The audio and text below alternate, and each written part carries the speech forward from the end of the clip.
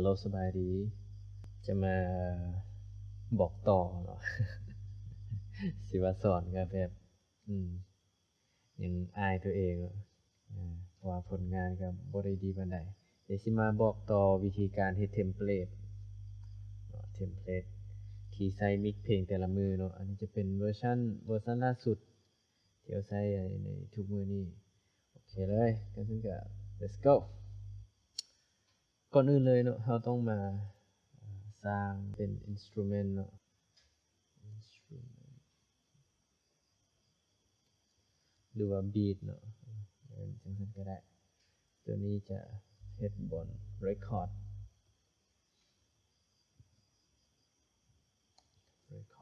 อันนี้จะเป็น vocal bass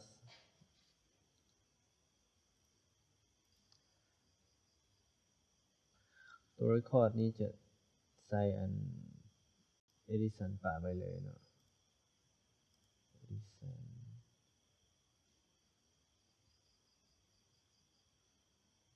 โทนเนาะ new time โอเคตัว record นี้จะมีแต่สามีส่วนตัว instrument นี้จะใส่ limiter เผื่อว่าดนตรีเฮามันแหงโพดเฮาก็มาใส่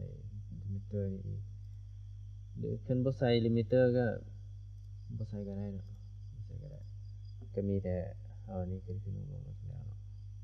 แล้วแต่สะดวกโอเคคันซั่นก็มาสร้างอันอ่า vocal เนาะโดยส่วนตัวแล้วเขาจะเฮ็ดแต่บ่แม่น10อันเนาะ แต่ว่าเดี๋ยวมื้อนี้จะมาเฮ็ด5อันเนาะเพราะว่า10อันมันหลายคนมันใช้เวลาโดน1 2 3 4 5โอเค5อันแล้วเนาะ spread ก่อนมากรุ๊ปเนาะมากรุ๊ปแล้วก็ track routing เมื่อเราเฮ็ด track routing เราจะเห็นว่าอันนี้มันจะเชื่อมมาทาง track นี้อัตโนมัติเลยเนาะ spread อันนี้ก็ spread อันนี้ก็มากรุ๊ป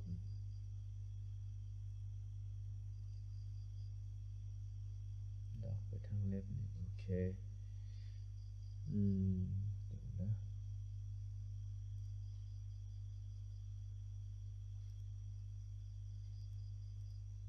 โอเค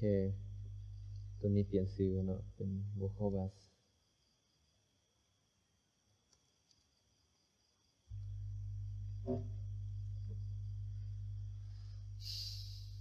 เป็น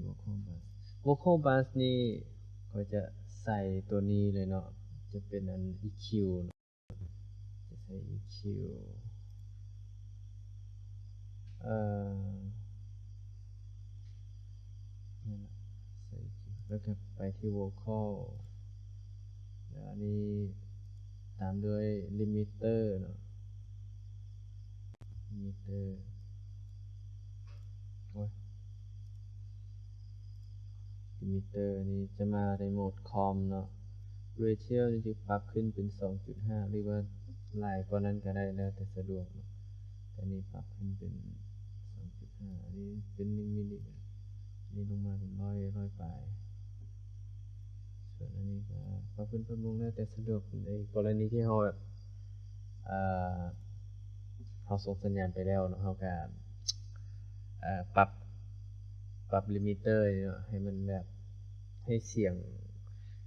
ยงของห้องนะให้มันแบบมันสมูทให้มันเข้ากันเนาะส่วนอันนี้จะเป็นvocal effect เนาะอันนี้จะเป็น vocal effect เป็น C เนาะ box effects โอเคส่วนตัวนี้จะเป็นmain vocal เนาะหรือว่าอันตัวรับสัญญาณเสียงเนาะเดี๋ยวจะใส่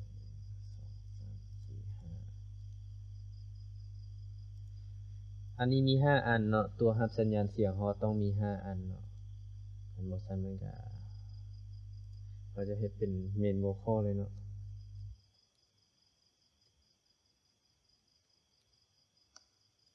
เป็น vocal box โอเค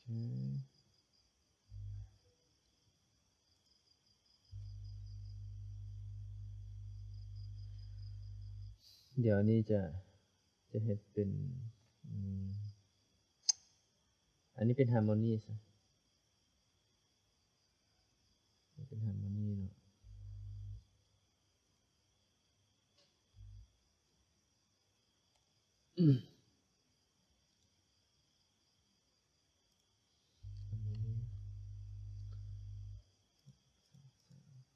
อันนี้จะเป็น delay เนาะ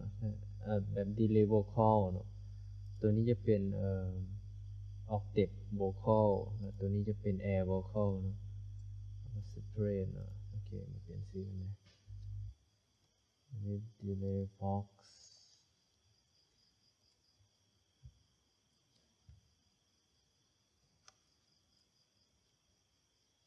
อันนี้จะ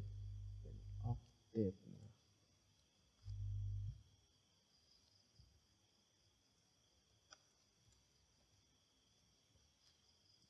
ส่วนตัวนี้จะเป็น air เนาะ air box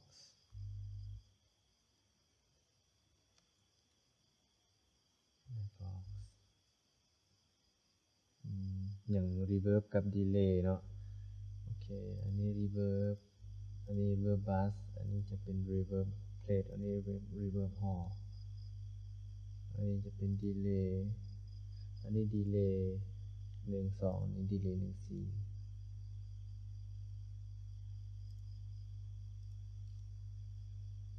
กรุ๊ปนั้นเอากัน dog to right โอเค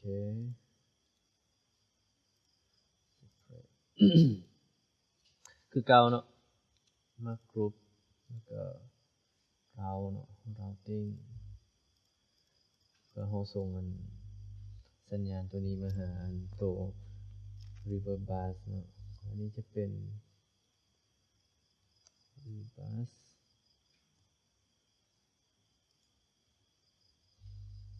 อันนี้จะเป็น plate เนาะอันนี้จะเป็น hall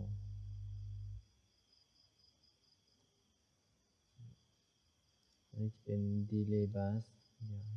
คือเก่ากรุ๊ปแล้วก็ track routing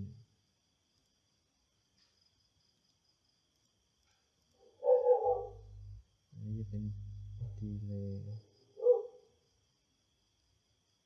bass อันนี้จะเป็น delay 1/2 อันนี้จะเป็น delay 1/3 1/4 1/4 เนาะโอเคหลังจากนั้นเดี๋ยวนะ vocal bass เรียบร้อยแล้วเนาะโอเค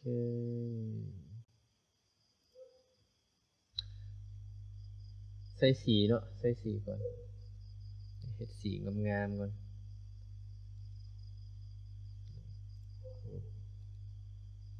color change color นี่ใส่เป็นสีดำเลยใส่เป็นสีดำโอเคส่วน instrument กับ record นี่ใส่เป็นสีขาวง่ายๆเลยเนาะ change color โอเคส่วน vocal bass นี่เดี๋ยวสิใส่เอาเป็นสีนี่ซะโอเค harmony นี่ใส่เป็นสีนี้ main vocal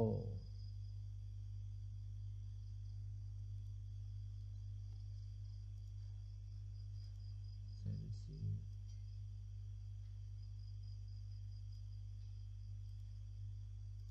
โอเค main vocal เป็นสีนี้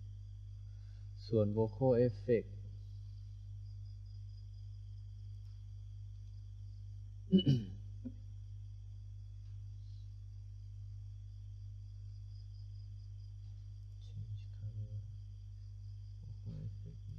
ตัวนี้ซะ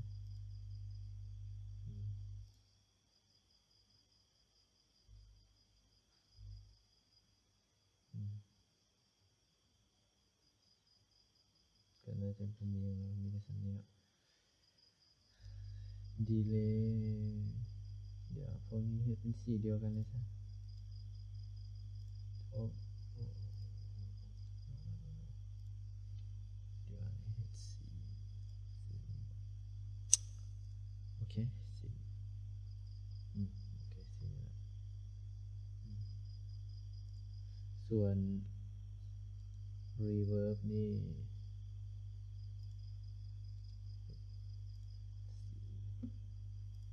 สีนี้ซะ delay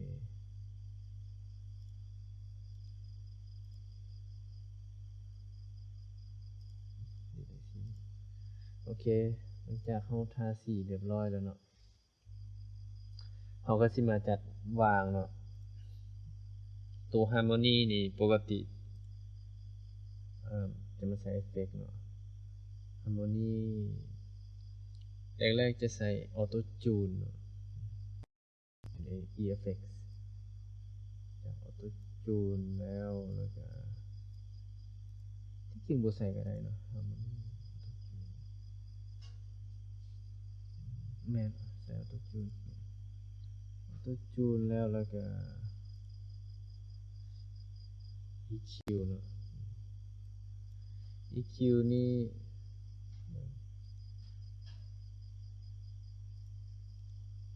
มันจะเป็น high pass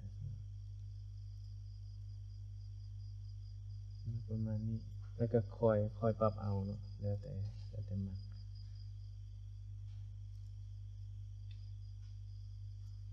แล้วก็ dynamic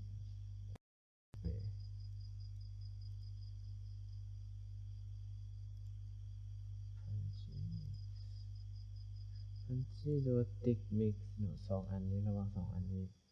เอามาใช้ได้เลยแล้วก็ตามด้วยลิมิเตอร์เช่นเคยเนาะลิมิเตอร์ก็มาโหมดคอมเนาะ attack นี่ก็0อันนี้ใส่200โอเคแล้ว threshold ก็ตามสบายเนาะแล้วแต่เราเลย threshold โอเค harmony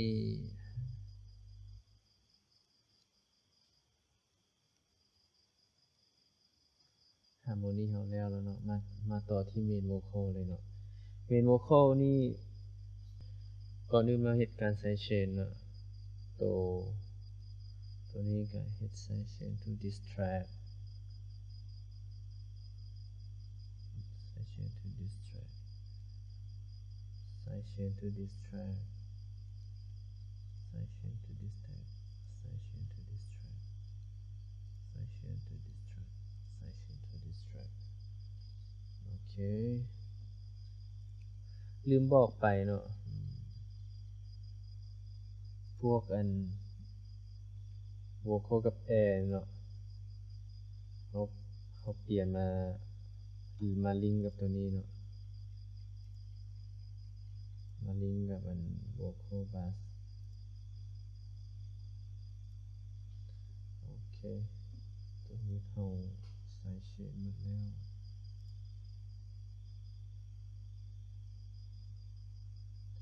ใส่เชนหมดแล้วเนาะเกมตอนทุกที่2เฮ็ดคือเก่าเนาะใส่เชน to this track ใส่เชน to this track ใส่เชน to this track ใส่เชน to this track ใส่เชน to this track ใส่เชน to this track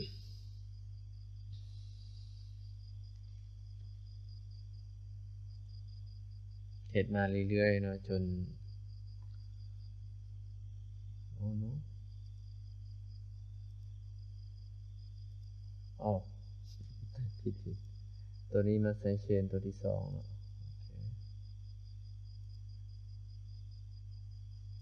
โอเค นี่ก็มาใส่เชนตัวที่3เนาะแล้วก็ใส่เชน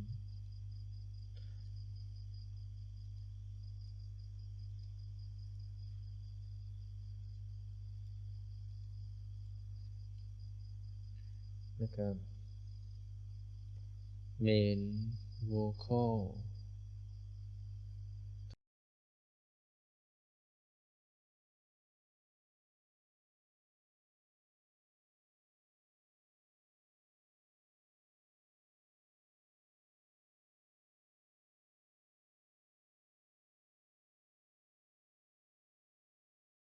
โอเค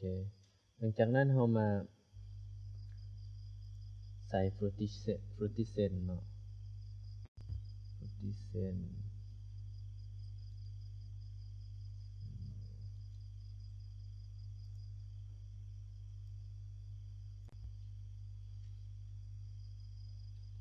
ตามที่เราใส่เชนเนาะ fruity zen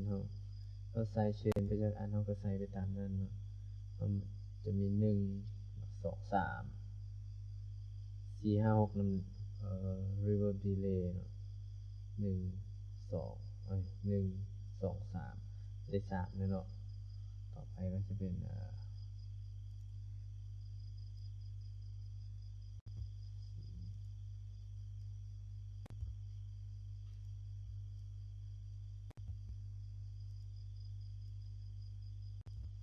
ี่เนาะ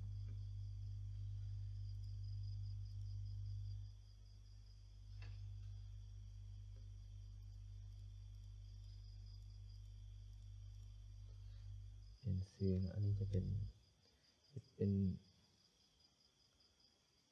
Fox Effects เนาะหรือว่า Dynamic เนาะนี่จะเป็นตัวเชื่อมมาที่ Box Effects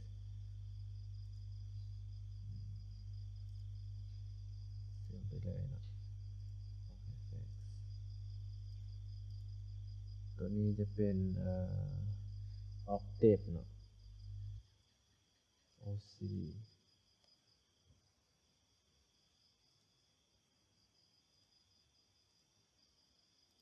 อันนี้จะเป็น Air เนาะ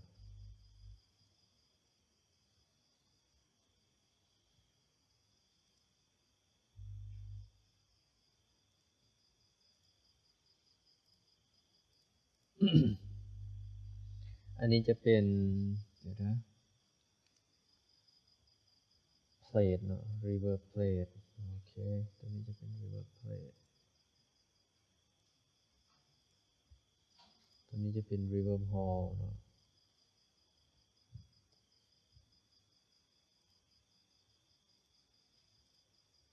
ตัวนี้จะเป็น delay เนาะ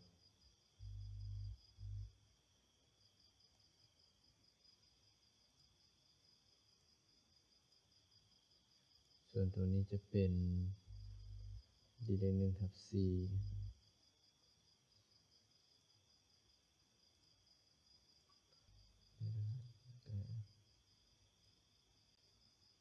เป็นนี้เลยเนาะ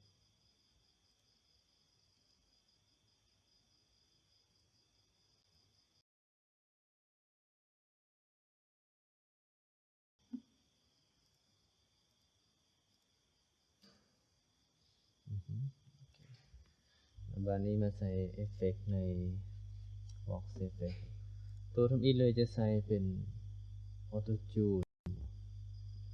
ขาดบ่ได้เนาะต้องมีถึงจะเสียงดีก็ต้องมี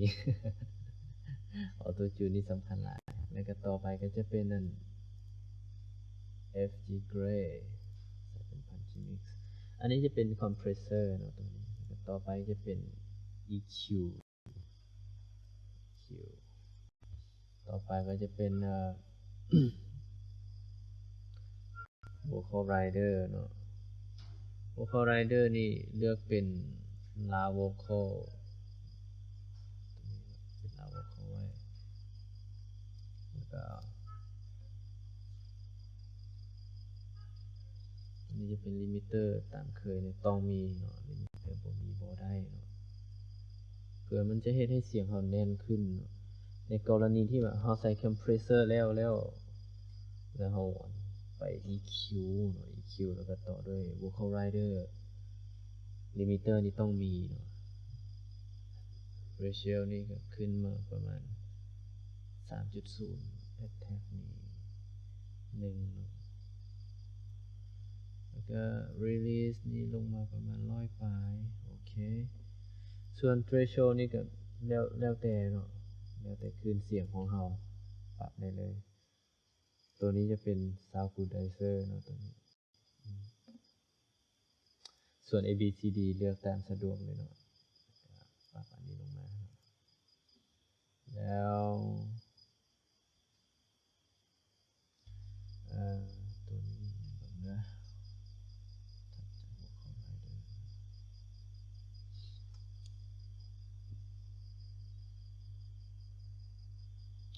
de-esser ลืม de-esser นี่ขาดบ่ได้เนาะต้องได้ใส่เนาะ deep breath double แล้วก็ de-esser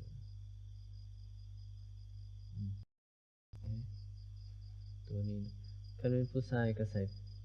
preset ตัวนี้นะ melodious split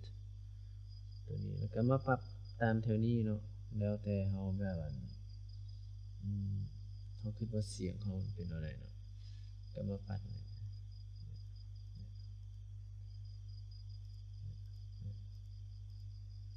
เนาะคิดว่าตัวนี้น่าจะโอเคเนาะโอเคกว่าเพราะมันจะตัดเสียงหรือไพ่ก็จะใส่ดีแบบตื่นก็ได้เนาะในกรณีที่แบบเสียงลมหายใจของมันแห้งเนาะดีเบรฟตื่นแต่โดยส่วนตัวเราคิดว่าสามีโอเคแล้วจับใส่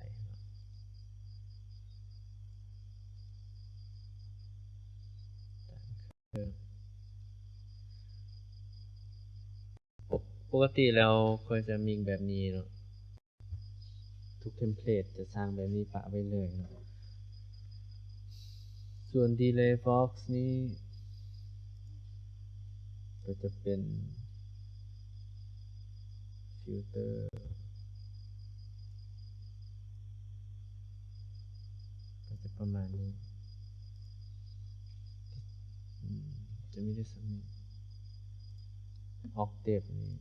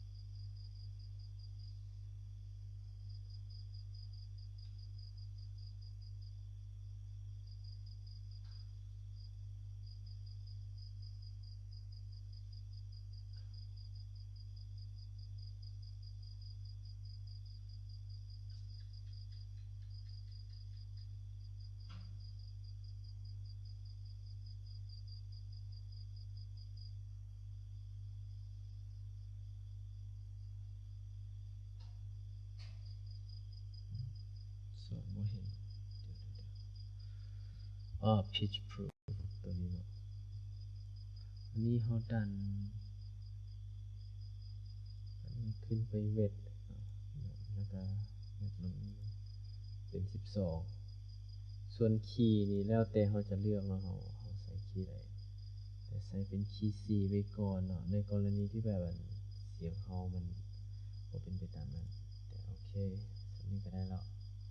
จากนั้นก็มาใส่ EQ เนาะ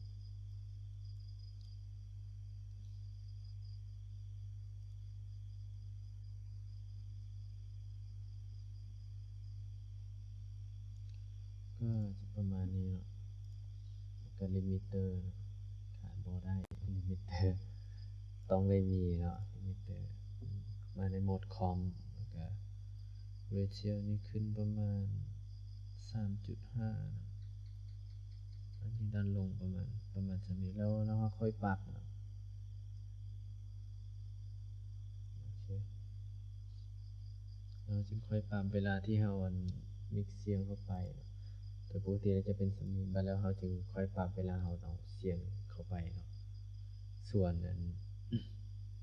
วิธีมิกโดยใช้เทมเพลตนี้เดี๋ยวจะอธิบายในคลิปหน้าเนาะ EP หน้าเนาะส่วน Airbox นี่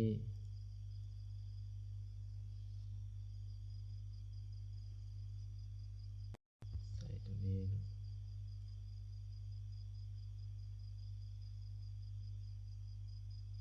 vocal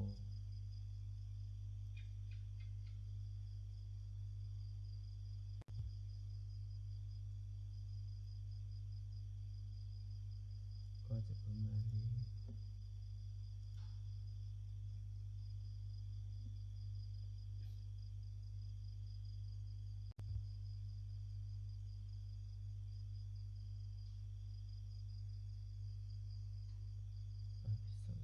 คือเก่ามาแล้วเราจึงปรับใหม่เนาะโอเคหลังจากเขาได้พวกนี้แล้วเขาก็จะมาเฮ็ด reverb เนาะ reverb bass นี่ก็ก่อนอื่นเลย limiter เนาะ limiter นี่สำคัญอีหลี radial ใส่ประมาณ3.0ก็ดันนี่ลงโอเคแล้วเราจึงมันส่วน reverb plate นี่ จะใช้เป็น verb สุดคลาสสิกแล้วก็ตามด้วย EQ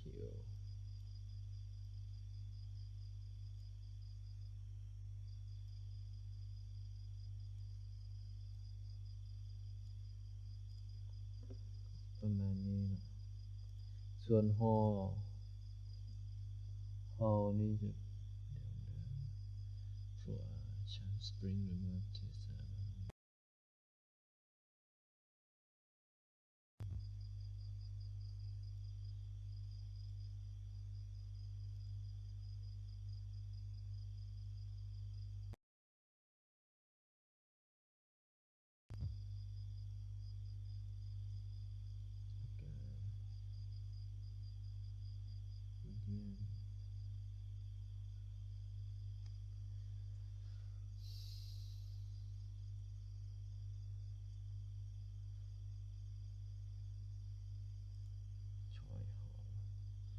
เดี๋ยวไปแล้วเขาจึงเงินจะเอาเสียงออกไปทดสอบบ้างเนาะแล้วก็จึงค่อยปรับคืนเต็มๆเนาะเพื่อว่าจะได้แก้ไขบนใดบน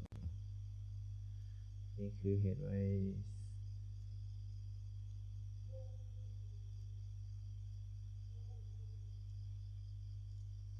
โอเค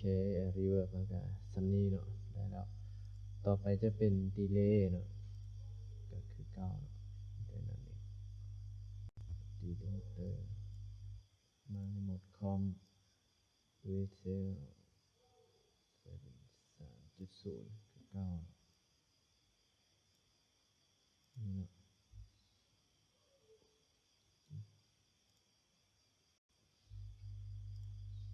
ดีเลย์ตัวอีกนี้จะใช้เป็นรีพีเตอร์เนาะ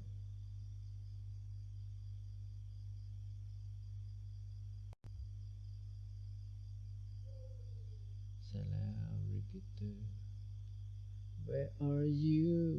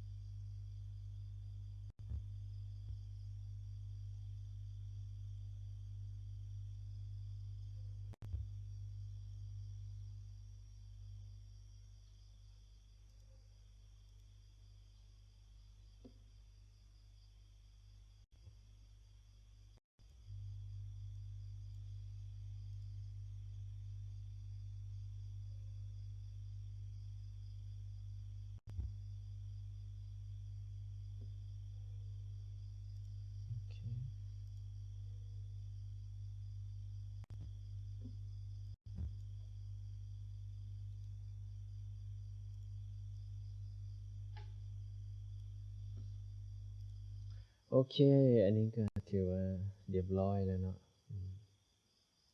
เซฟไว้ในเดสก์ท็อป